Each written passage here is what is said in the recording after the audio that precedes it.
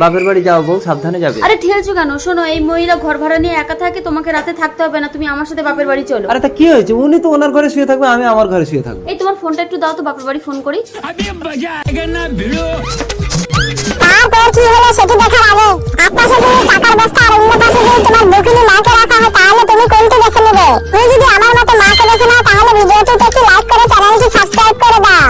আর তুমি যদি টাকাকে বেছে নাও তাহলে কিছুই করার দরকার নেই। বউ বাপের বাড়ি চলে গেলে পুরো ঘর ফাঁকা, তখন আর কোনো টেনশন থাকবে না। কি গো, আমি আসছি। হ্যাঁ ঠিক আছে, সাবধানে যাবে। আর কোনো ভয় নেই, বউ বুঝতেই পারবে না। এই আমার ফোন যা, তোমার বউ আমার ফোন নিয়ে চলে। দাঁড়াও দাঁড়াও, ফোন করছি। এই সুইচ অফ বলছো তো? আচ্ছা ঠিক আছে, চিন্তা করো না, আমার বউ সকালেই চলে আসবে। এত বেলা হয়ে গেল। এই তো দিদি, তুমি আমার ফোন নিয়ে গেছিলে? ওই না তো, রাতে কোথায় ঘুমিয়েছিলে?